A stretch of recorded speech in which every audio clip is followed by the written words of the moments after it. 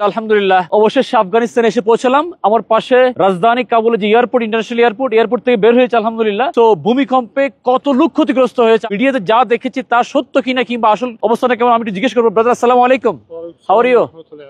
How many people died in here? You have any idea? دغه کې دغه زلزلہ کپلو کې د کونړ په سیمه کې تقریبا تر 2000 نه زیات کسان مړه شوي دي 2000 سے زیات کسان উনি বলছেন 2000 এর বেশি লোক শহীদ হয়ে গিয়েছে এই ভূমিকম্পে। আমরা দেখেছি 1400 প্লাস, কিন্তু এটা আসলে সরজমিনে গেলে আমরা বুঝতে পারবো কুনার যে এলাকা এখান থেকে 6 ঘন্টা লাগবে by bus by car, but বর্তমানে জায়গাটা যাওয়া বন্ধ। তো ওখানে হয়তো হেলিকপ্টার নিয়ে যেতে হতে পারে। ইনশাল্লাহ আমরা চেষ্টা করছি, আমাদের যারা প্রতিনিধি ইতিমধ্যে আমাদের সাথে আলাপ করেছেন, যোগাযোগ করেছেন, ওনারা চেষ্টা করছেন। ইনশাআল্লাহ খুব শীঘ্রই সরজমিনের অবস্থানটা আপনাদেরকে দেখাবো। তারা আমাদেরকে জানাচ্ছেন শুকনো খাবার, পানি এবং ওই যে তাঁবুর সাথে তাদের দরকার কাফনের কাপড় এবং কবর খোঁড়ার জিনিসপত্র।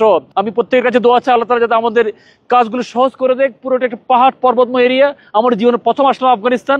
আল্লাহ তাআলা যাতে বাকি কাজগুলোর মধ্যে আমাদের জন্য গাইবের রহমত নাজিল করে, গাইবের সাহায্য করে। প্রত্যেকে আমার জন্য দোয়া করবেন। সাথে থাকুন। আফগানিস্তানের রাজধানী কাবুল থেকে আমি ইঞ্জিনিয়ার মোহাম্মদ নাসিরউদ্দিন। ধন্যবাদ সবাইকে। আসসালামু আলাইকুম।